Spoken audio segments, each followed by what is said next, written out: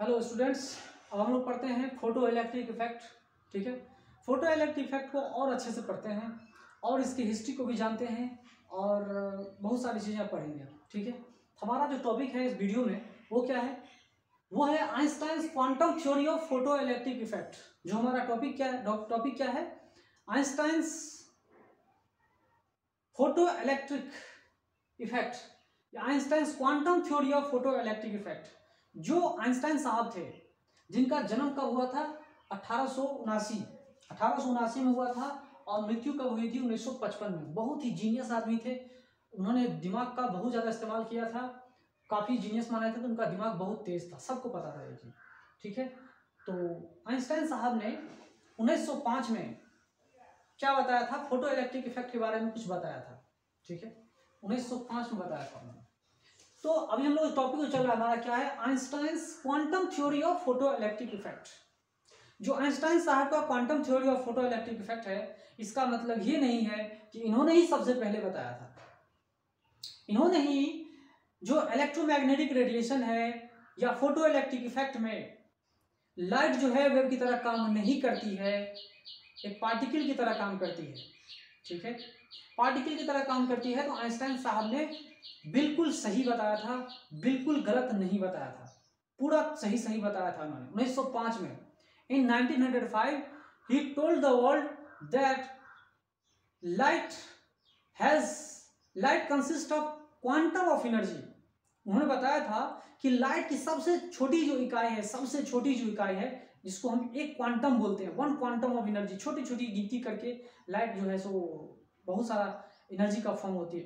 समझ में आ रहा है बात? तो और भी चीजें हम इसके बारे में पढ़ेंगे। Light is a form of energy, सबको पता है कि light is a form of energy, but when it interacts with matter, when it interacts with material objects, then it behaves like material objects। तब ये फोटोन की तरह behave करता है, मेटेरियल ऑब्जेक्ट की तरह बिहेव करता है, वेव की तरह नहीं बिहेव करता। तो ड्यूअल नेचर आता है। तो 1905 में इन्होंने बताया था, आइंस्टाइन साहब ने quantum theory of photo electric effect को 1905 में बताया था। ठीक है, तो इसका मतलब ये नहीं क्वांटम थ्योरी को सबसे पहले इन्होंने ही बताया था। इनसे पहले मैक्स प्लैंक ने क्वांटम थ्योरी बताया था। इनसे पहले, आइंस्टाइन साहब से पहले मैक्स प्लैंक ने क्वांटम थ्योरी बताया था। कब बताया था, क्यों बताया था?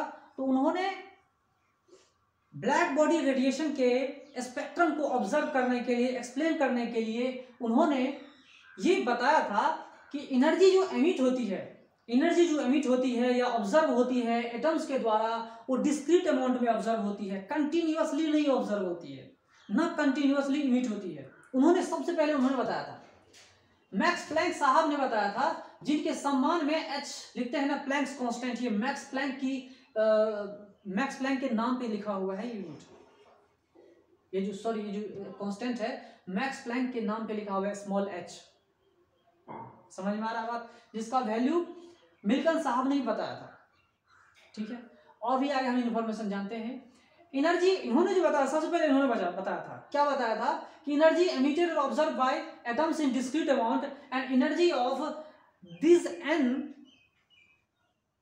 This n quantum of radiation is equal to n into h into f, where f is the frequency of electromagnetic radiation or simply radiation, h is the Planck's constant, n is the number of photons।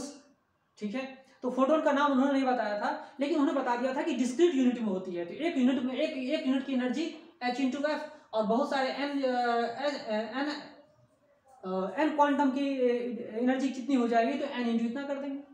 ठीक है, तो उन्होंने इस बात को तो explain करके बता दिया कि एनर्जी जो एमिट होती है एटम के द्वारा, जो ऑब्जर्व जो होती है, वो डिस्क्रीट अमाउंट में होती है। ठीक है, बिल्कुल सही बताया था। लेकिन उन्होंने एक गलती कर दी थी। उन्होंने क्या कह दिया कि स्पेस में रेडिएशन जो है वेव की तरफ प्रोपेगेट करती है। ठीक है, और ठीक इसके उल्टा आइंस्टाइन साहब ने क्या कहा था वो हम पढ़ेंगे। लेकिन ये जो कहा, इन्होंने जो कहा मैक्स प्लैंक ने सबसे पहले कहा था कि energy emitted observed bye atoms in discrete amount, ये बिल्कुल सही था, गलत नहीं था। इसको सपोर्ट आइंस्टाइन साहब ने भी किया था, सेम उन्होंने ये बताया था। तो उन्होंने बताया क्वांटम ऑफ एनर्जी सेम है, तो क्वांटम ऑफ एनर्जी की कितनी वैल्यू है? क्वांटम मतलब बहुत सारे फोटोन्स की संख्या, और क्वांटम एनर्जी का मतलब एक फोटोन की एनर्जी। एक फोटोन की एनर्जी कितनी है? तो एक फोटोन की एनर्जी h इंटू फ्रीक्वेंसी होगी। कितनी एनर्जी है? H into F, this is the energy of single photon. Single photon की एनर्जी है ये। H into F is the energy of single photon. ठीक है, इन्होंने कहा कि energy emitted and absorbed by atoms in discrete amount, ये बात सही है। और सिंगल डिस्क्रीट अमाउंट जो होती है, सिंगल फोटोन की इतनी एनर्जी है, यही फोटोन की एनर्जी किसी इलेक्ट्रॉन के ऊपर स्ट्राइक करती है, किसी इलेक्ट्रॉन के ऊपर स्ट्राइक करती है, तो वो इलेक्ट्रॉन क्या होती है, उससे उस मेटेलिक सरफेस से निकल जाता है। ठीक है, तो आपने ये सिंगल फोटोन की एनर्जी। ठीक है, और आपने सनी देओल का डायलॉग भी सुना होगा, ये 2.5 किलो का हाथ जब किसी पे पड़ता है तो वो उठता नहीं, उड़ जाता है, उड़ जाता है ना। तो ये सिंगल फोटोन की एनर्जी है। तो ये जो बता रहा है वो क्या बता रहा है, के मैक्स की वैल्यू बता रही है। ये क्या बता है कि के मैक्स, मैक्सिमम काइनेटिक एनर्जी कितनी होगी अगर कोई इलेक्ट्रॉन किसी सरफेस के पास है, सरफेस के ऊपर है, लूजली बाउंड है, तो मैक्सिमम कितना होगा एनर्जी, काइनेटिक एनर्जी मैक्सिमम उस इलेक्ट्रॉन की कितनी होगी। तो HF तो क्या है, एक single photon, single photon strike करती है मेटेलिक सरफेस पे और पूरा का पूरा एनर्जी किसको दे रहा है, पूरा का पूरा एनर्जी किसको दे रहा है, उस सिंगल इलेक्ट्रॉन को दे रहा है। ठीक है, तो वो मैक्सिमम एनर्जी किसकी, काइनेटिक एनर्जी किसकी होगी, सिंगल फोटोन की होगी। तो एक सिंगल फोटोन इलेक्ट्रॉन से स्ट्राइक करती है, फ्री इलेक्ट्रॉन जो कि मेटेलिक सरफेस में होते हैं, वैसे बाउंड होते हैं, लूजली बाउंड होते हैं, लेकिन सरफेस से बाहर नहीं आ चुका होता है और उतनी एनर्जी उनके पास नहीं होती है कि सरफेस के पार चले जाए। ठीक है, तो ये H into F है, सिंगल फोटोन की एनर्जी है। सिंगल फोटोन सिंगल इलेक्ट्रॉन के ऊपर स्ट्राइक मार रही है, स्ट्राइक मारने से और यहाँ पे वर्क फंक्शन हो रही है H into F नॉट, ये वर्क फंक्शन। F नॉट क्या है, थ्रेशोल्ड फ्रीक्वेंसी। और अलग फोटोसेंसिटिव, हर एक फोटोसेंसिटिव का वर्क फंक्शन अलग अलग होता है, ये हम सब चीज जानते हैं। H क्या है, प्लैंक्स कांस्टेंट। तो maximum kinetic energy is equal to H into F। ये क्या कहलाता है, ये कहलाता है आपको आइंस्टाइन्स फोटो इलेक्ट्रिक इक्वेशन। ये क्या कहलाता है, आइंस्टाइन्स फोटो इलेक्ट्रिक इक्वेशन। ठीक है, ये आइंस्टाइन साहब का फोटो इलेक्ट्रिक इक्वेशन कहलाता है, जिसको और डिटेल में हम बताएंगे। मैक्सिमम काइनेटिक एनर्जी की हमने बात कर दिया, तो मिनिमम कितनी है भाई, मिनिमम कितनी होगी, तो 0 होगी, 0 मिनिमम है। निगेटिव तो काइनेटिक एनर्जी होती नहीं है, 0 से स्टार्ट होती है और बढ़ते जाती है पॉजिटिव में, निगेटिव कभी नहीं होती। Kinetic energy is never negative. ठीक है, ना मास निगेटिव ना स्पीड का स्क्वायर निगेटिव, इसीलिए काइनेटिक एनर्जी कभी भी निगेटिव नहीं होता। और यहाँ फोटो इलेक्ट्रिक इफेक्ट को ऑब्जर्व करने के लिए जो फ्रीक्वेंसी है वो थ्रेशोल्ड फ्रीक्वेंसी ज्यादा होनी चाहिए, इक्वल टू भी होनी चाहिए। ठीक है, तो ये सब चीज हम और डिटेल में पढ़ेंगे और इस सब चीज को हम बता चुके थे आपको।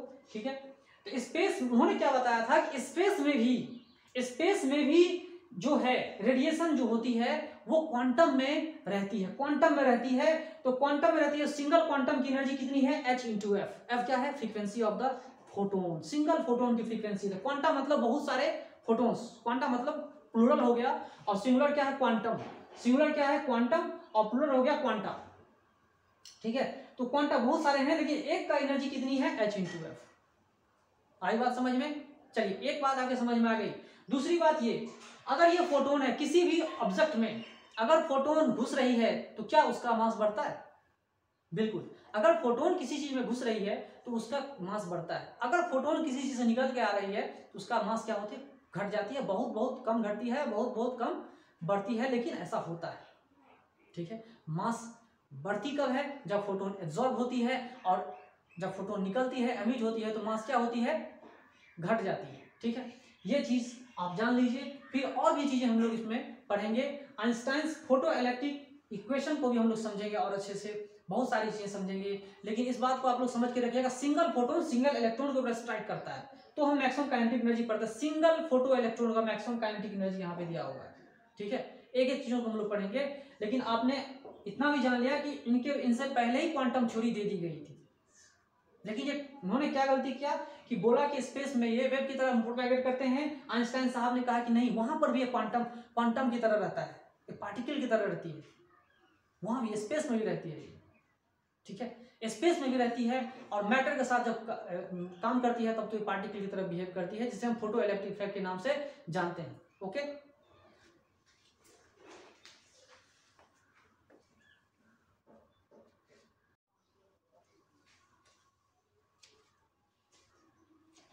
Hello students, photo electric effect पढ़ते हैं।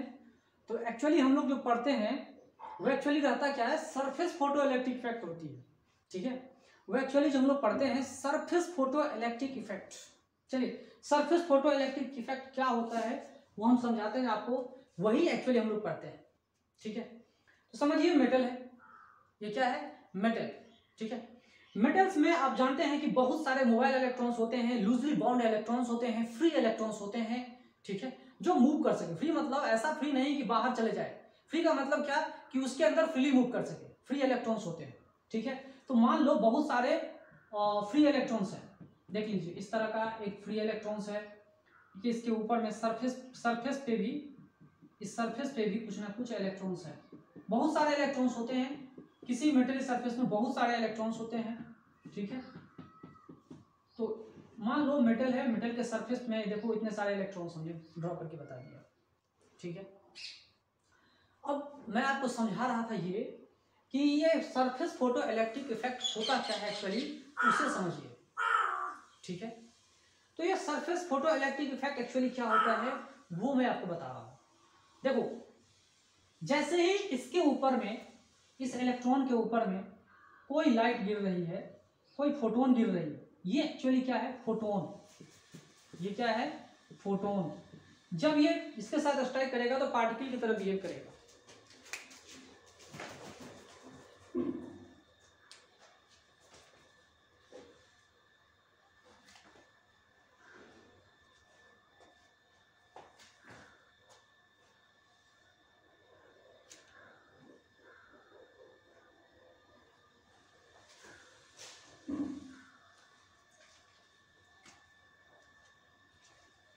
ओके, तो यहां देखिए ये फोटोन है, ये फोटोन का बीम इस मेटल के ऊपर स्ट्राइक कर रहा है। ये कहां जा रहा है, ये कहां जा रहा है, ये एक लूजली बॉन्ड इलेक्ट्रॉन के ऊपर स्ट्राइक कर रहा है। कहां पे जा रहा है, एक लूजली बॉन्ड इलेक्ट्रॉन को स्ट्राइक कर रहा है, उसके ऊपर एनर्जी दे रहा है, 100% एनर्जी उसको दे रहा है। ठीक है, तो चलो वो एनर्जी जिसको दे रहा है फोटोन, ठीक है, वो जो एनर्जी इसको दे रहा है वो क्या कर रहा है, इस इलेक्ट्रॉन को एनर्जी देगा। फिर क्या होगा, फिर क्या होगा, अब इसको निकलना होगा तो निकलेगा, नहीं निकलना होगा तो नहीं निकलेगा। निकलेगा तो फोटो इलेक्ट्रिक इफेक्ट, नहीं हुआ तो फोटो इलेक्ट्रिक इफेक्ट नहीं। तो इंसिडेंट लाइट की फ्रीक्वेंसी इसके थ्रेशोल्ड फ्रीक्वेंसी से ज्यादा होना चाहिए। मैं आपको बहुत बार बता चुका हूं इस चीज, तभी फोटो इलेक्ट्रिक इफेक्ट होगा। नहीं तो कितना भी इंटेंस कर लो, डीम कर लो, लेकिन अगर इसकी फ्रीक्वेंसी थ्रेशोल्ड फ्रीक्वेंसी ज्यादा नहीं होगी तो ये काम नहीं करेगा। तो वो इलेक्ट्रॉन, वो एजेक्टेड इलेक्ट्रॉन, मान लो कोई भी हो, यही हो, और ये आकर के, तो देखो ये फोटोन हमने गिरा दिया यहां पर, तो इसकी एनर्जी कितनी होनी चाहिए, H/F। इस फोटोन की एनर्जी, एक फोटोन की एनर्जी कितनी होनी चाहिए, H/F। ठीक है, वो इलेक्ट्रॉन एजेक्ट होकर के, वो इलेक्ट्रॉन एजेक्ट होकर के, मान लो एनर्जी का लेवल मैं बता रहा हूं, अगर वो निकल के सरफेस पे इस जगह पे आ जाए, यही इलेक्ट्रॉन स्ट्राइक किया और इस जगह आ जाए, तो मैं आपको क्लियर कर बताने के लिए, इस जगह आ जाए या इसके ऊपर गिरा जाए तो इस जगह आ जाए, इस लेवल में आ जाए। ठीक है, इस लेवल में आ जाए।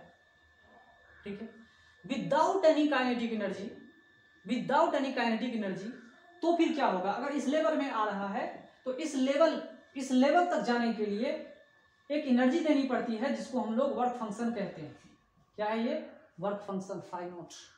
ठीक है, इतनी एनर्जी उस इलेक्ट्रॉन को दिया जाएगा तो इस जगह पे आएगी।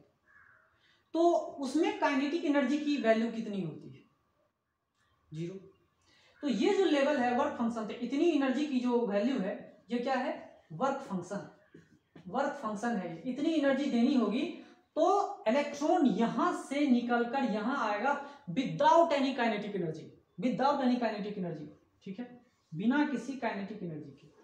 आई बात समझ में, इतनी एनर्जी दी गई है, एक फोटोन की इतनी एनर्जी है। चलिए ग्राफिकली मैं बता रहा हूं आपको, फोटो से बता रहा हूं, समझ में आएगा। एक फोटोन की इतनी एनर्जी, ठीक है, इतनी एनर्जी। तो इस एनर्जी का कुछ भाग वर्क फंक्शन में यूज होता है, जो लूजली बाउंड इलेक्ट्रॉन जो सरफेस पे रहते हैं उसको हटाने में, यहां से यहां तक हटाने में, ले जाने में जो काम आता है, ले जाने में जो काम आता है उसे हमको क्या बोलते हैं, work function. Minimum energy required to eject a loosely bound electron from its surface is called work function. उस मेटल का, उस फोटोसेंसिटिव मेटल का वर्क फंक्शन कहलाता है। इतना वर्क फंक्शन है, देख लीजिए, ठीक है।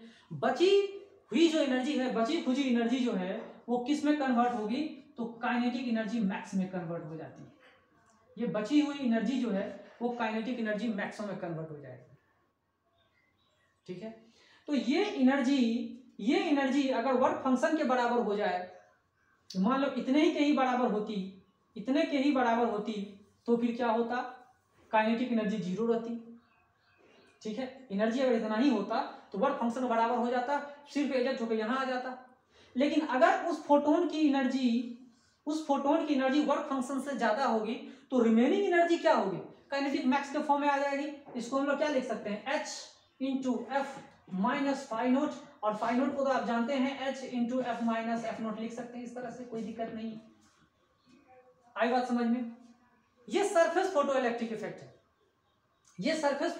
इफेक्ट है, और इस चीज को आप लोग समझ लीजिए, कोई दिक्कत नहीं, ठीक है। अब सवाल ये है कि जो हम पढ़ते हैं वो क्या है, सरफेस फोटो इलेक्ट्रिक इफेक्ट है। ये इक्वेशन आप लोग जानते हैं, कोई दिक्कत नहीं, ये आप जानते हैं, कोई दिक्कत नहीं। तो इस इक्वेशन को बताया जाता है कि kinetic energy max is proportional to linearly varies, directly proportional नहीं बोलते हैं, varies linearly with respect to frequency. Frequency के ऊपर क्या हो रहा है, ये वेरी कर रहा है, लिनियरली वेरी कर रहा है, ठीक है। अगर इसको साबित कर लिनियरली वेरी कर रहा, डायरेक्टली प्रोपोर्शनल नहीं। डायरेक्टली एक अलग चीज होता है जो मैंने आपको इससे पहले बता दिया था कि मान लो के मैक्स जो है डायरेक्टली प्रोपोर्शनल टू फ्रीक्वेंसी होता तो इस तरह से लिखते, और फ्रीक्वेंसी अगर n टाइम्स आ जाए, फ्रीक्वेंसी अगर f डैश, अगर नया फ्रीक्वेंसी अगर n टाइम्स फ्रीक्वेंसी आ जाए तो उसमें क्या होगी, के मैक्स जो होगी वो जो होगी के डैश नया जो होगी वो के मैक्स के पिछले वाले के मैक्स के n टाइम्स हो जाएगा, ठीक है। ये डायरेक्ट प्रोपोर्शन की कहानी बता रहा है, लीनियर प्रोपोर्शन की कहानी नहीं बता रहा। लीनियर प्रोपोर्शन की कहानी मैं आपको बताता हूं। देखो क्या होता है, मान लो कि आपने फ्रीक्वेंसी को बना दिया n टाइम्स। इक्वेशन क्या है आपका, वो देखो पहले इक्वेशन क्या है, इक्वेशन को क्लियर कर समझो, के मैक्स इज इक्वल टू, याद हो जाएगा आप लोगों को, ये ओरिजिनल इक्वेशन है, ये आपका ओरिजिनल इक्वेशन है। आप इसको लिख लो वर्क फंक्शन, कोई दिक्कत नहीं, इसको लिख लो वर्क फंक्शन, कोई दिक्कत नहीं, ठीक है। तो रिमेनिंग एनर्जी काइनेटिक एनर्जी के फॉर्म में आ रहा है। अगर आपने फ्रीक्वेंसी को एक नया फ्रीक्वेंसी डाला n टाइम्स, फ्रीक्वेंसी को आपने क्या कर दिया, n टाइम्स, बढ़ाते हैं घटाते हैं जो कुछ भी है, n टाइम्स अगर आपने फ्रीक्वेंसी को दे दिया तो नया जो k मैक्स आ रहा है, काइनेटिक एनर्जी जो मैक्सिमम आ रही है वो कितनी आएगी, वो अगर आपने कर दिया तो कितनी आएगी, यहां पे लिखते हैं, ये क्या लिख सकते हैं, H n into F minus phi naught, ठीक है। अब इसको सजाओ, अगर आपने क्या कर दिया, n टाइम्स कर देते हैं तो यहां पे इसको सजा के देखते हैं। अब इसको सजा के देखेंगे कि क्या कहानी बन रही है, ठीक है। यहां पे सजा के देखेंगे, आप खुद इसको देखो, n टाइम्स कर दिया, खुद सजा के देखो, मैथमेटिक्स अगर जानते हैं तो खुद सजा के देखो क्या कहानी बन के आ रही है सामने, ठीक है।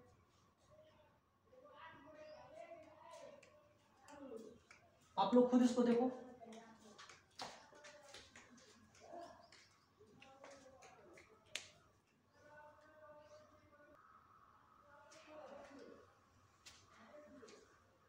चलिए जानते हैं, जिनको मैथमेटिक्स का साउंड ज्ञान है, साउंड नॉलेज है, वो इस चीज को समझ सकते हैं, कोई दिक्कत नहीं है उनके लिए, ठीक है। तो अब बताइए क्या होगी कहानी, यहां पे सजाते हैं इसको, पहले इसको क्या करते हैं हम लोग, सजाते हैं, n टाइम्स सजा के लिखेंगे h into frequency minus work function. इस तरह से हमने क्यों लिखा, इस तरह से हमने इसलिए लिखा क्योंकि ये के मैक्स की ओरिजिनल वैल्यू है, इस तरह से हमने सजा के लिखा इसको, प्लस देखिए एक्चुअली इक्वेशन क्या था, एक्चुअली इक्वेशन इतना ही है, और हमने इसके फॉर्म में लिखा है, के मैक्स के फॉर्म में इसको लिख दिया, कोई दिक्कत नहीं, सीधा के मैक्स के फॉर्म में लिख दो, फट से यहाँ पे n टाइम्स के मैक्स के फॉर्म में लिख दो, कोई दिक्कत नहीं है। अब इसमें सवाल ये उठ रहा है कि n टाइम्स फाई ये हटाना है मुझे, इसको हटाने के लिए क्या करते हैं, n minus one into phi naught कर लो, तो n इंटू 5 अपने आप कैंसिल हो जाएगा, ये ओरिजिनल इक्वेशन के बराबर हो गया। और ये वैल्यू क्या है, ये वैल्यू क्या है, ये है के मैक्स, ये क्या है के max plus n minus 1 into 5 not. देख लीजिए जो के मैक्स की वैल्यू, अब यहाँ देखिए गौर से देखिए कि यहाँ आपको दिख रहा है के मैक्स की जो अब जो वैल्यू है काइनेटिक एनर्जी की, वो जो ओरिजिनल वैल्यू थी उससे भी ज्यादा हो रही है, डायरेक्टली नहीं है। अगर हमने n टाइम्स फ्रीक्वेंसी को डाला तो के मैक्स की वैल्यू n टाइम्स नहीं आ रहा है, नहीं आ रहा है। जहां जैसे मैंने यहाँ पे किया था n टाइम्स के मैक्स की वैल्यू आ रही थी, ऐसा इसमें नहीं है, ऐसा इसमें नहीं है, ठीक है। तो नहीं होने की वजह से क्या होगा, ये वैल्यू के मैक्स से ज्यादा तो है लेकिन डायरेक्टली प्रोपोर्शनल नहीं है, ज्यादा तो है लेकिन डायरेक्टली प्रोपोर्शनल नहीं है। इस बात को भी समझिए, और भी मैं बहुत सारा चीज आपको बताऊंगा, ठीक है। चलिए एक चीज तो मैंने आपको बता दिया, सरफेस फोटो इलेक्ट्रिक इफेक्ट। अब हम लोग समझेंगे वॉल्यूमेट्रिक फोटो इलेक्ट्रिक इफेक्ट, उसको भी हम समझेंगे। Okay,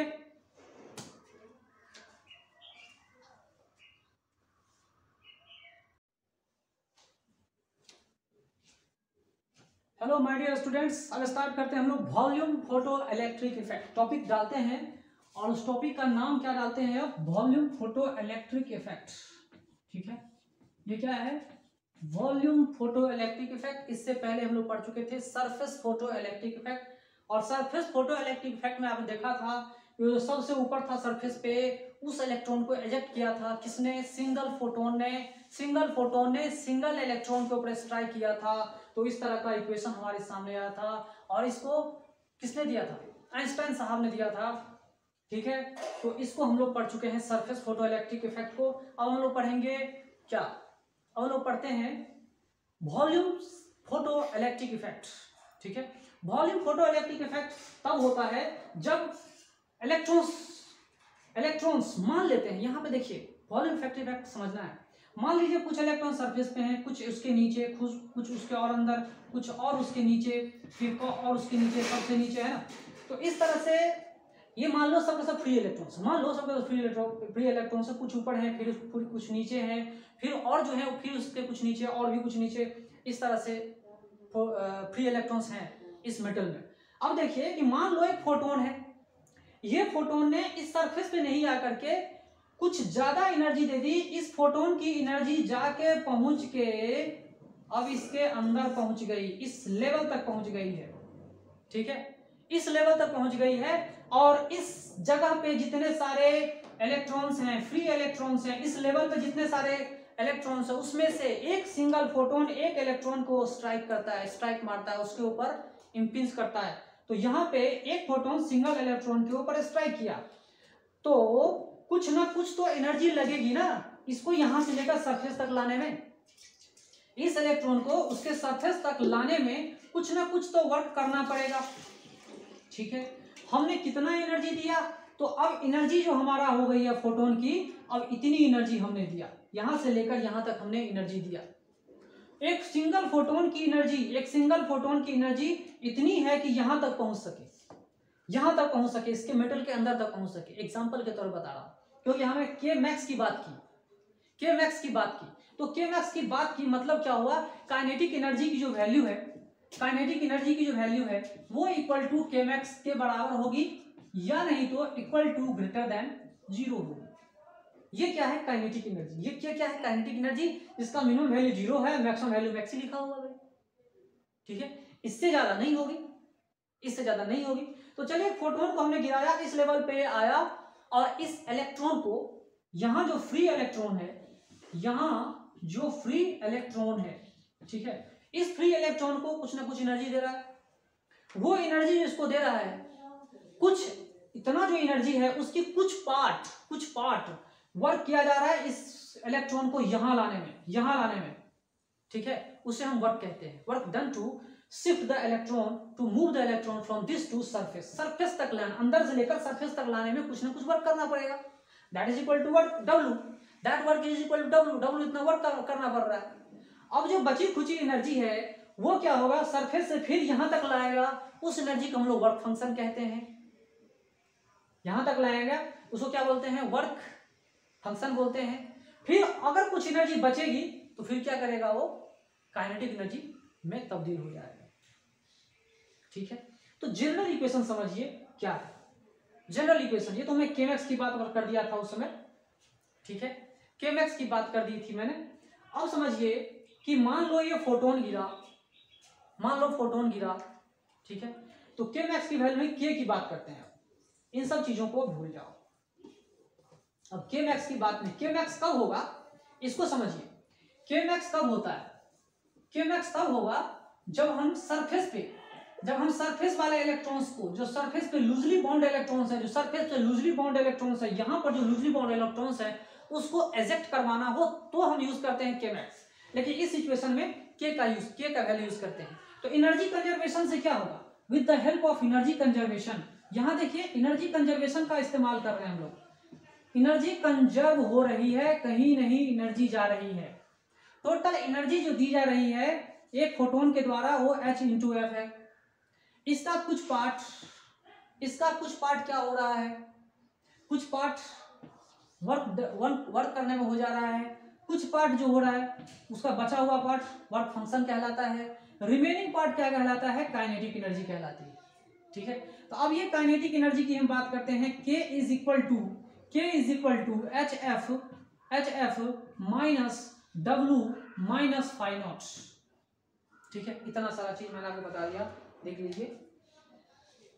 K is equal to HF minus W minus F naught. W का मतलब मैंने बता दिया, work done to shift the inner electrons to at the surface. Inner से सरफेस तक ले जाने में कितना वर्क करना पड़ रहा है उसे हम W बोलते हैं। ठीक है, K उतनी है।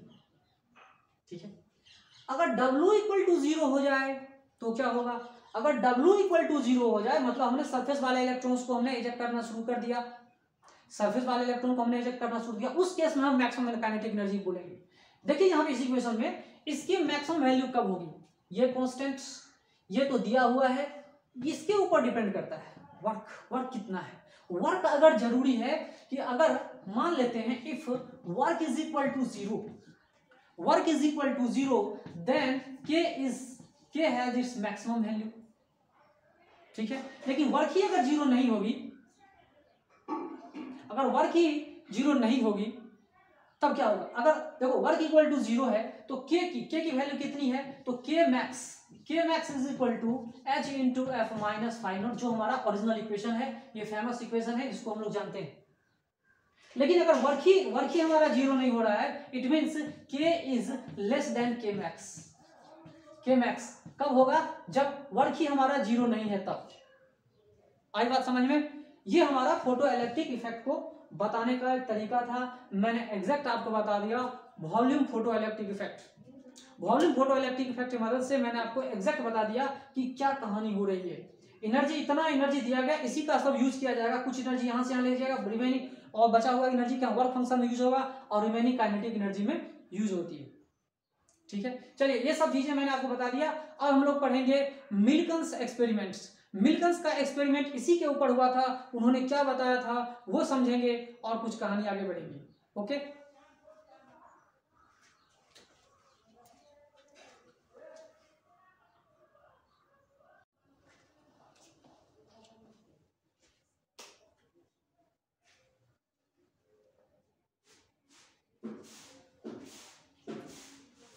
हेलो स्टूडेंट्स, अब हम लोग पढ़ते हैं मिल्कन्स एक्सपेरिमेंट्स। ठीक है, मिल्कन्स एक्सपेरिमेंट्स को समझते हैं। मिल्कन साहब ने 1906 से लेकर 1916 तक बार बार कोशिश किया कि आइंस्टाइन साहब के फोटो इलेक्ट्रिक इक्वेशन को गलत साबित करें।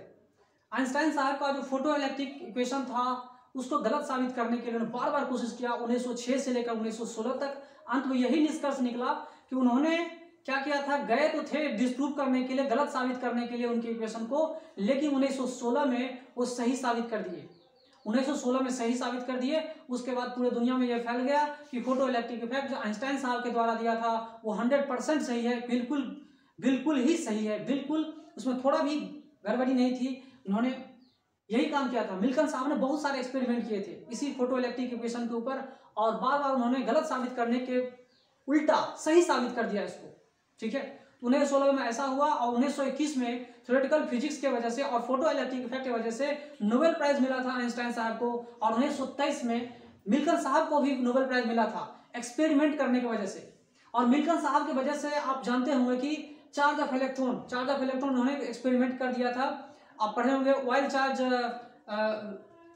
ऑयल ड्रॉप एक्सपेरिमेंट पढ़े होंगे, जिसमें इलेक्ट्रॉन का चार्ज बता दिया था, क्वांटाइजेशन ऑफ चार्ज बता दिया था कि सबसे छोटी जो चार्ज क्वांटिटी होती है वो इलेक्ट्रॉन की होती है, जो फ्री स्टेट में पाई जाती है। ठीक है, उन्होंने बता दिया था। ठीक है, चलिए, उन्होंने इतना सारा चीज बता दिया था। तो ये क्या है, ये है के मैक्स। ये क्या है, इक्वेशन देखिए, ये के मैक्स की वैल्यू है, जो फोटो इलेक्ट्रिक इक्वेशन है आइंस्टाइन साहब के द्वारा दिया गया था। K max is equal to V naught F into इतना दिया हुआ है। तो यहाँ वी नॉट क्या है, स्टॉपिंग पोटेंशियल है। इसको हम इक्वेशन की तरह लिख सकते हैं। वी नॉट को हम यहाँ लिख सकते हैं h by e into frequency minus phi naught by e. इसको हम इस तरह से लिख सकते हैं। ठीक है, ये एक स्ट्रेट लाइन की इक्वेशन ऐसा बता रहा है। ये कैसा बता रहा है, y is equal to m x plus c. ये इक्वेशन की तरह बता रहा है, स्ट्रेट लाइन इक्वेशन की तरह बता रहा है, जो आप मैथमेटिक्स में जानते होंगे। जो स्ट्रेट लाइन अगर हम ऐसा ड्रॉ करते हैं, y एक्सिस और x एक्सिस में, तो ऐसा होगा, ऐसा भी हो सकता है, कुछ भी हो सकता है, स्ट्रेट लाइन है। ठीक है, तो इस स्ट्रेट लाइन की स्लोप कितनी है, तो इस स्ट्रेट लाइन की स्लोप यहां पर जो इन्होंने देखा, ये स्लोप क्या है, h बाई ई। बार बार उन्होंने स्लोप को मेजरमेंट किया। ठीक है, बार बार उन्होंने क्या किया, स्लोप को मेजरमेंट कर लिया, और बार बार उन्होंने स्लोप को मेजरमेंट कर लिया। करने के बाद उनको ये चीज पता था, इलेक्ट्रॉन का वैल्यू उनको पता था, खुद ही उन्होंने इन्वेंशन किया था या डिस्कवर किया था उन्होंने। E की वैल्यू फाइंड कर लिया, तो E की वैल्यू फाइंड करके उन्होंने H की वैल्यू फाइंड कर लिया। अगर ये वैल्यू फाउंड है, अगर ये वैल्यू फाउंड हो गई, मतलब E की वैल्यू फाउंड हो चुकी है, तो H का वैल्यू भी उन्होंने निकाल के बता दिया लोगों को कि प्लैंक्स कांस्टेंट जो है, मैक्स प्लैंक 6.626 10⁻⁻34 जूल सेकेंड, ये उन्होंने बता दिया था। तो प्लैंक्स कांस्टेंट की वैल्यू भी उन्होंने बता दिया। ठीक है, उनका ये भी कंट्रीब्यूशन था, स्लोप, बार स्लोप की मदद से। उन्होंने एक बार स्लोप किया था, सोडियम के लिए किया था, और बहुत बार एक्सपेरिमेंट किया था, बहुत सारे अल्काली मेटल्स के ऊपर उन्होंने एक्सपेरिमेंट किए, बहुत बार अल्काली मेटल्स के ऊपर उन्होंने एक्सपेरिमेंट किया, और बहुत सारे रेडिएशंस गिरा करके उन्होंने साबित कर दिया कि जो फोटो इलेक्ट्रिक इक्वेशन है बिल्कुल सही है, इसमें कुछ भी गड़बड़ी नहीं है, कुछ भी गलती नहीं है, 100% सही है। ये मिल्टन एक्सपेरिमेंट, इन्होंने इतना सारा एक्सपेरिमेंट किया, साबित किया। तो एक्सपेरिमेंट की वजह से 1923 में इनको नोबेल प्राइज मिला, और आइंस्टाइन साहब को 1921 में मिला था थ्योरेटिकल फिजिक्स के लिए। तो चलिए, इतना सारा चीज तो हमने पढ़ लिया। अब कुछ पढ़ते हैं फोटॉन्स की प्रॉपर्टीज। ठीक है, अब हम लोग कुछ फोटॉन्स की प्रॉपर्टीज पढ़ते हैं, इलेक्ट्रोमैग्नेटिक रेडिएशन की कुछ प्रॉपर्टीज पढ़ेंगे। ठीक है,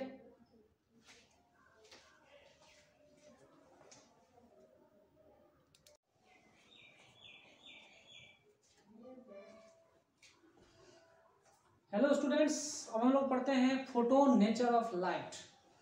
फोटोन नेचर ऑफ लाइट का मतलब क्या है, particle nature of light. Photon के बारे में जो पढ़ेंगे हम लोग, वो क्या है, पार्टिकल नेचर ऑफ लाइट। जो फोटो इलेक्ट्रिक इफेक्ट थी, वो किसके बेसिस पे हमने एक्सप्लेन किया था, तो वो जो हमने एक्सप्लेन किया था, पार्टिकल नेचर ऑफ लाइट पे एक्सप्लेन किया था।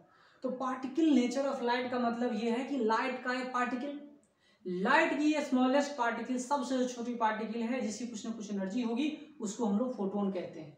तो हमारा टॉपिक क्या है, photon particle nature of radiation और लाइट। ये टॉपिक हमारा है, photon particle nature of radiation और लाइट। मतलब ये हुआ कि इस टॉपिक में हम लोग फोटोन के बारे में समझेंगे, डिस्कस करेंगे कि फोटोन क्या होता है, लाइट का जो फोटोन है वो कैसे काम करता है, क्या होता है फोटोन, क्या उसकी प्रॉपर्टीज होती है। कुछ बेसिक प्रॉपर्टीज हम लोग फोटोन्स का समझते हैं। ठीक है, तो फोटोन्स की बेसिक प्रॉपर्टीज पढ़ने से पहले ये समझते हैं कि जो फोटो इलेक्ट्रॉन्स इमिट होते हैं या कॉलिजन होती है फोटोन का इलेक्ट्रॉन के साथ, उसमें क्या क्या कहानियां हैं वो देखिए। Linear momentum of incident photon, जो इंसिडेंट फोटोन है उसकी लीनियर मोमेंटम शेयर होती है, बीच में शेयर होती है, किसके द्वारा, इलेक्ट्रॉन के द्वारा और लेटाइस के द्वारा।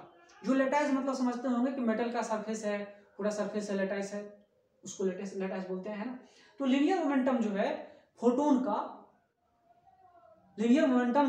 का, वो किसके द्वारा शेयर होता है, इलेक्ट्रॉन और लेटाइस के द्वारा, इन दोनों के बीच में सेटल होता है।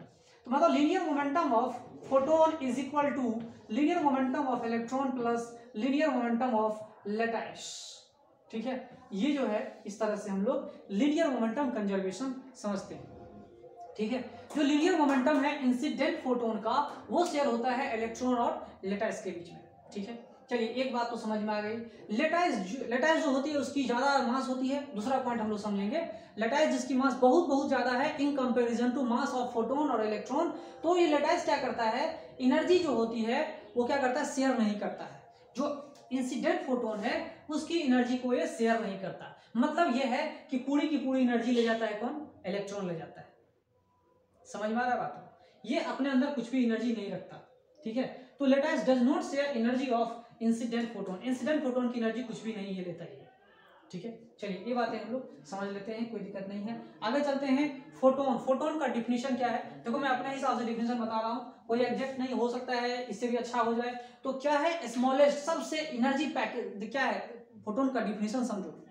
What is the definition of photon, smallest energy packet, smallest energy packet of radiation, smallest energy packet of radiation is called photon.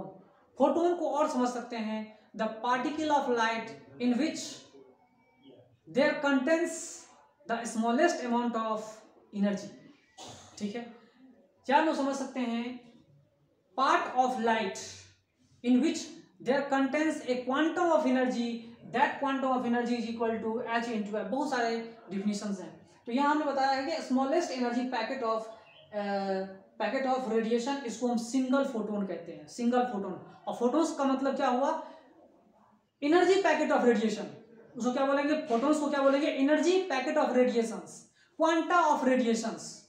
और एक सिंगल फोटोन की एनर्जी को बोले quantum of energy, quantum of radiation, quantum of light energy, quantum of energy, ठीक है। ये सब चीजें हम लोग पढ़ते हैं।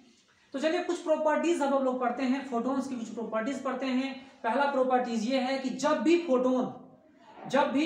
फोटोन या तो इलेक्ट्रोमैग्नेटिक रेडिएशन, जब भी इलेक्ट्रोमैग्नेटिक रेडिएशन किसी मैटर के साथ, किसी मटेरियल ऑब्जेक्ट के साथ इंटरेक्ट करती है तो वो रेडिएशन पार्टिकल की तरह बिहेव करती है, और वो पार्टिकल की बिहेवियर लाइक फोटोन होती है, ठीक है। तो यहाँ क्या है, in interaction with matter, in interaction with matter light behaves as a particle and that particle is called photon। उस पार्टिकल को हम लोग क्या कहते हैं, फोटोन कहते हैं, ठीक है।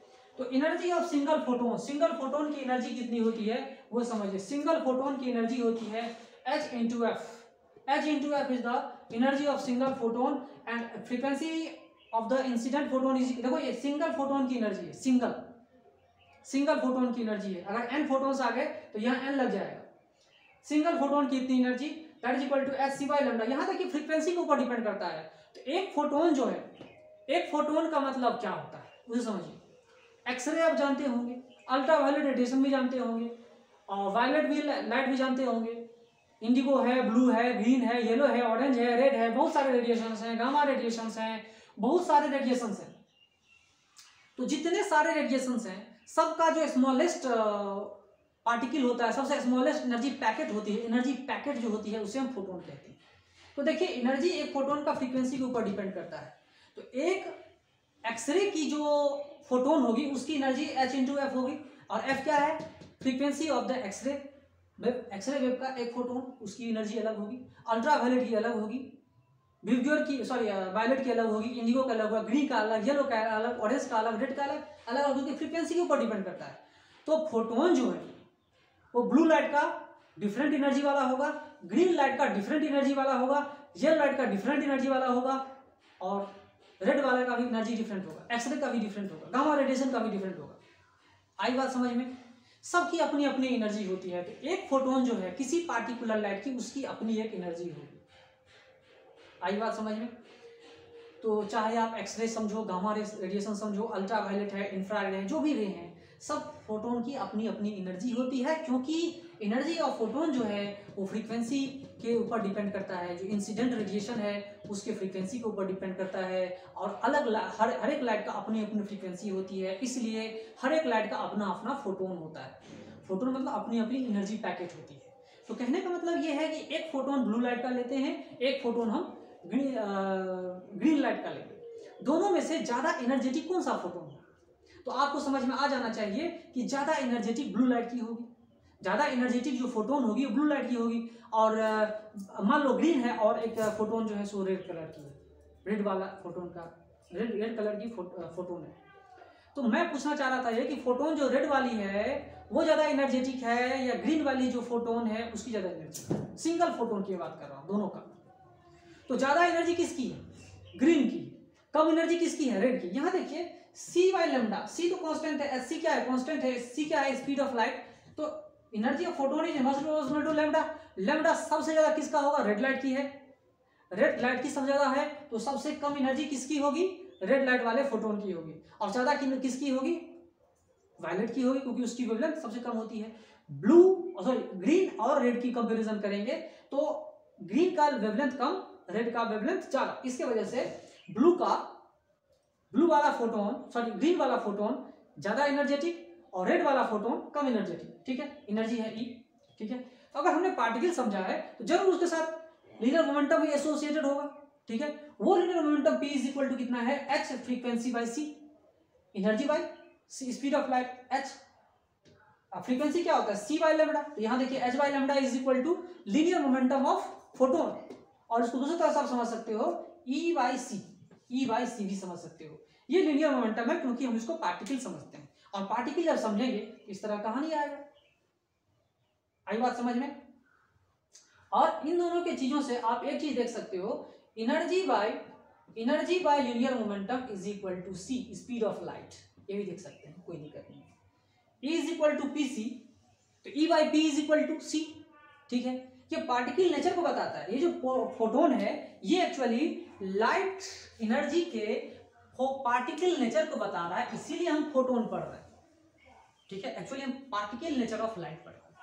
ठीक है, और भी कुछ प्रॉपर्टीज हैं फोटोन्स के बारे में जिसके बारे में हम लोग पढ़ेंगे। और दूसरी बात मैं बताना चाह रहा हूं यहां पर आपको कि जब आपने पढ़ा कि एनर्जी एक फोटोन की इतनी है, तो क्या इंटेंसिटी बढ़ाने से एक फोटोन की एनर्जी बढ़ जाएगी?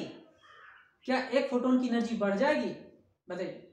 मैंने फ्रीक्वेंसी का इफेक्ट आपको बता दिया, लेकिन इंटेंसिटी का इफेक्ट आपको यहां भी क्लियर कर दिख रहा है कि एनर्जी एक फोटोन का इंटेंसिटी के ऊपर डिपेंड नहीं करता। जो एनर्जी है फोटोन की सिर्फ और सिर्फ फ्रीक्वेंसी पर डिपेंड करती है, ना कि इंटेंसिटी पे। ठीक है, अगर ऐसा हो जाए तो फिर क्या होगा? मान लो ग्रीन लाइट है, ग्रीन लाइट की फ्रीक्वेंसी कितनी है? इतनी आप मान लेते हैं, उसकी एनर्जी क्या है? फिक्स हो गई।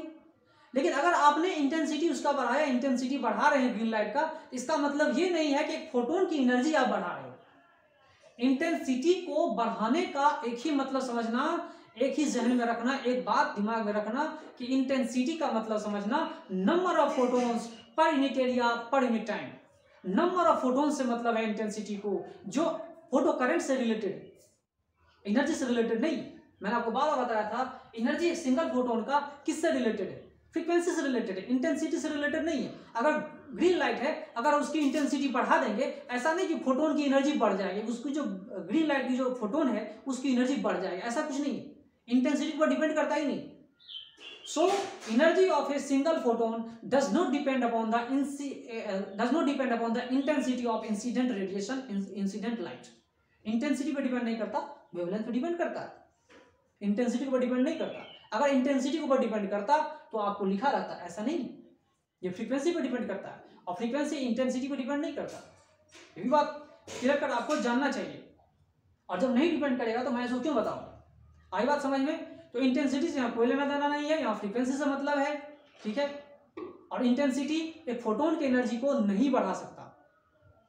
एक फोटोन की एनर्जी को नहीं बढ़ा सकता, क्योंकि पार्टिकल है भाई, पार्टिकल है। पार्टिकल क्वांटम जो क्वांटाइज हमने किया, तो एक फोटोन को भी क्वांटाइज कर दिया, मतलब रेडिएशन को भी हमने क्वांटाइज कर दिया, चार्ज को भी हमने क्वांटाइज कर दिया। ठीक है, एंगुलर मोमेंटम को भी क्वांटाइज किया जाता है, केमिस्ट्री में पढ़े हो। तो बहुत सारी चीजें क्वांटाइज होती है। मास अभी तक क्वांटाइज नहीं हो सका, क्यों? क्योंकि सबसे छोटा मास अभी तक पता नहीं चल पाया। ठीक है, जिसको हम एलिमेंट्री लेके काम करें। समझ में आ रही बात? तो यहाँ पे quantization of charge, quantization of photon, quantization of energy, ये सब हम पढ़ ही चुके हैं, जान ही गए हैं। ओके, तो फिर हम लोग आगे बढ़ते हैं। और भी कुछ प्रॉपर्टीज हैं फोटोन्स के जो हमें पढ़ना है।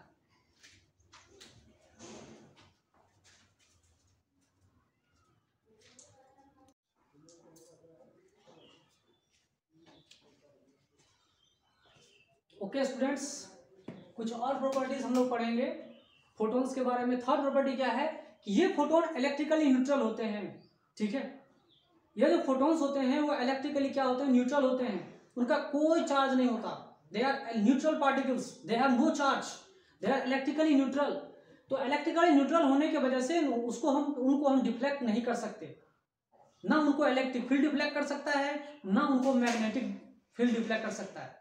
चार्ज पार्टिकल को ही ये क्या इलेक्ट्रिक और मैग्नेटिक फील्ड डिफ्लेक्ट कर सकते हैं, लेकिन न्यूट्रल पार्टिकल को ये इलेक्ट्रिक फील्ड और मैग्नेटिक फील्ड डिफ्लेक्ट नहीं कर सकते, डायरेक्शन चेंज नहीं कर सकते, एसलेट नहीं कर सकते, लाइक दैट बहुत सारी चीजें।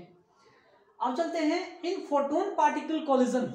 जब फोटोन किसी दूसरे मटेरियल ऑब्जेक्ट के साथ कोलाइड करती है तो क्या होता है, तो समझिए बात को कि कुछ प्रॉपर्टीज फोटोन्स की मटेरियल ऑब्जेक्ट से तो मैच करती है, लेकिन कुछ प्रॉपर्टीज जो फोटोन की है वो मटेरियल ऑब्जेक्ट से मैच नहीं करती, ठीक है। जैसे स्पीड ऑफ फोटोन मैं बताऊंगा आपको, उसका स्पीड मटेरियल ऑब्जेक्ट से उतना नहीं होता है। बहुत सारी चीजें ऐसी है फोटोन की जो मटेरियल ऑब्जेक्ट से मैच करते हैं, लीनियर मोमेंटम है उनका, तो एनर्जी भी होती है कुछ ना कुछ, तो मैच करती है, कुछ प्रॉपर्टीज मैच नहीं करती है। यहाँ कोलिजन जो हो रहा है मटेरियल ऑब्जेक्ट के साथ, ये क्या करती है, मैच करता है, कोलिजन हो रहा है, होने दो। तो फोटोन पार्टिकल कोलिजन जो हो रहा है, एग्जाम्पल के तौर पे ये समझो कि जब ये फोटोन पार्टिकल कोलिजन हो रहा है, मतलब यहाँ पे फोटोन ले लेते हैं और कोई पार्टिकल मतलब इलेक्ट्रॉन मान लेते हैं, तो फोटोन इलेक्ट्रॉन कोलिजन में होता क्या है कि वो फोटो इलेक्ट्रिक इफेक्ट होती है, ठीक है। और 100% फ्री हो जाए, मेटेलिक सरफेस से अगर इलेक्ट्रॉन फ्री हो जाए, उसकी बहस अभी हम लोग नहीं कर रहे हैं। अभी हम लोग फोटो इलेक्ट्रिक इफेक्ट की बहस कर रहे हैं कि फोटोन और इलेक्ट्रॉन कोलिजन, वो इलेक्ट्रॉन जो मेटेलिक सरफेस में इम्बेडेड है, सरफेस पे है और वो 100% बाहर नहीं आ चुका है, उन इलेक्ट्रॉन्स की बात कर रहा हूँ। तो कोलिजन मतलब फोटोन प्लस इलेक्ट्रॉन कोलिजन, उसको हम फोटो इलेक्ट्रिक इफेक्ट कहेंगे। वो कैसा कोलिजन होता है उसे समझिए, वो 1:1 इनइलास्टिक कोलिजन होता है, 1:1 inelastic collision in which photon is completely absorbed. ये इनइलास्टिक कोलिजन के बारे में जानते होंगे कि मान लो ये फोटोन है और ये इलेक्ट्रॉन है, ये इलेक्ट्रॉन यहाँ खड़ा है, फोटोन आया, इसके अंदर चिपक गया, ऑब्जर्व हो गया, चिपक गया, अब ये बना फोटो इलेक्ट्रॉन। समझ में आ रही बात, ये इलेक्ट्रॉन, ये फोटोन, ये आया, इसमें चिपक गया, 100% एक साथ चले जा रहा है। तो ऐसे कोलिजन को हम लोग इनइलास्टिक कोलिजन बोलते हैं। अब दो बॉडी एक बॉडी बन जाता है इनइलास्टिक कोलिजन में, चिपक जाता है, पूरा एब्जॉर्ब हो जाती है, 100% एब्जॉर्ब हो जाती है। तो क्या 1:1 inelastic collision in which photon is completely absorb. Photon क्या होगा, इलेक्ट्रॉन में 100% एब्जॉर्ब हो जाती है। एब्जॉर्प्शन के बाद जो नया चीज आता है उसे हम फोटो इलेक्ट्रॉन कहते हैं, उसे हम क्या कहते हैं, फोटो इलेक्ट्रॉन, ठीक है। और ऐसे इनइलास्टिक कोलिजन में क्या हो रहा है, टोटल एनर्जी और टोटल लीनियर मोमेंटम कंजर्व होती है, टोटल एनर्जी कंजर्व होती है और टोटल लीनियर मोमेंटम भी कंजर्व होती है। जैसे पार्टिकल कोलिजन होता है वैसे ही कुछ प्रॉपर्टीज इनका जो है पार्टिकल से मैच करती है, ठीक है। फिर आगे बढ़ते हैं, देखिए नंबर ऐसे कॉलिजन्स की, इसी कॉलिजन्स की बात कर रहा हूँ, ऐसे कॉलिजन्स की बात कर रहा हूँ, जैसे फोटो इलेक्ट्रिक इफेक्ट। ऐसे कॉलिजन्स में क्या होते हैं, नंबर ऑफ फोटॉन्स कंजर्व नहीं भी हो सकते। क्या लिखा हुआ है, number of photons may not be conserved in such collisions. ऐसे कॉलिजन्स में कोई जरूरी नहीं कि नंबर ऑफ फोटॉन्स सेम रहे, नंबर ऑफ फोटॉन्स कांस्टेंट है, नंबर ऑफ फोटॉन्स यूनिफॉर्म रहे, ऐसा कुछ जरूरी नहीं है, ठीक है। घट भी सकता है, बढ़ भी सकता है। तो यहां पे देखिए, number of photons may not be conserved in such collision, photon may be observed और new photon may be created. ऐसा भी हो सकता है कि फोटोन गया, एब्जॉर्ब हो गया, और ऐसा भी हो सकता है कि फोटोन निकल के आ जाए। एब्जॉर्ब हो गया मतलब क्या हो, एक नया फोटोन भी क्रिएट हो सकता है, एक नया फोटोन भी आ सकती है कॉलिजन्स में, ठीक है। नया फोटोन भी आ सकता है और नहीं भी आ सकता है, एब्जॉर्ब नहीं भी आ सकता है।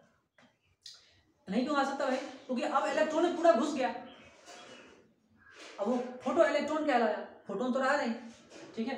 तो ये चीजें होती है, एब्जॉर्ब होने के बाद वो उसी में घुस जाता है, उसी को अपना एनर्जी दे देता है, ठीक है। अच्छा चलिए यहाँ पे और कुछ चीजें जानते हैं। Rest mass of photon, photon का रेस्ट मास एज्यूम किया गया है कि 0 होता है। इसको हम न्यूटन मैकेनिक्स के हिसाब से नहीं पढ़ सकते हैं, लेकिन मान लेते हैं कि जो रेस्ट मास है फोटोन का उसे हम 0 मान लेते हैं। न्यूटन का मैकेनिक्स यहाँ काम नहीं करेगा, ठीक है। चलिए ये बात भी सही है। ये जो फोटोन है वो फ्री स्पेस में स्पीड ऑफ लाइट से ट्रेवल करते हैं, और स्पीड ऑफ लाइट जो एग्जैक्ट होती है 299,792,458 मीटर पर सेकेंड। एग्जैक्ट वैल्यू जो स्पीड ऑफ लाइट है, एग्जैक्ट जो स्पीड ऑफ लाइट की वैल्यू होती है, चैप्टर 1 में मैंने बताया होगा आपको, वो क्या होती है 299,792,458 मीटर पर सेकेंड। तो अप्रोक्सीमेटली साइंटिस्ट लोगों ने क्या किया, कैलकुलेशन को इजी करने के लिए और एयर को लाने के लिए, एयर को घुसाने के लिए, इसमें एयर घुसेगा, मैं पहला चैप्टर में पढ़ा चुका हूँ, and that is equal to approximately equal to 3 × 10⁸ metre पर सेकेंड। ठीक है, चलिए एक बात ये भी समझ में आ गई, इतना सारा चीज मैंने आपको बता दिया। अब ये देखिए प्लैंक्स कांस्टेंट की वैल्यू, प्लैंक्स कांस्टेंट की वैल्यू कितनी है, H is equal to 6.626 10⁻34 joule second. अगर मैं इसी को इलेक्ट्रॉन वोल्ट में कन्वर्ट करूं तो क्या होगा, कोई अन्याय तो नहीं होगा ना। तो इलेक्ट्रॉन के चार्ज से इलेक्ट्रॉन का चार्ज है उससे हम इसको डिवाइड कर देंगे, तो ये वैल्यू आ जाएगा 4.136 × 10⁻15 इलेक्ट्रॉन वोल्ट सेकेंड। और इसी को जूल सेकेंड में कन्वर्ट करने के लिए ई से मल्टीप्लाई करना होगा 1.6 10⁻19 कूलम, जिसको मिल्टन साहब ने बताया था। ठीक है, इतनी सारी बात मैंने आपको बता दिया। फिर हम लोग पढ़ेंगे नेक्स्ट डे मैटर वेव्स। ठीक है, मैटर वेव्स पढ़ेंगे, और मैं चाहूंगा कि आप इस चैनल को ज़्यादा से ज़्यादा लोगों को सब्सक्राइब करने के लिए बोलो। ठीक है, ज़्यादा से ज़्यादा लोग सब्सक्राइब करेंगे, पढ़ेंगे, ठीक है, तभी तो आगे बढ़ेंगे। ये डिजिटल पढ़ाई 100% फ्री है, चाहे गरीब हो, अमीर हो, मिडिल क्लास, सबके लिए फ्री है। फ्री से पढ़ो, कहीं भी पढ़ो, कोई दिक्कत नहीं है। ओके।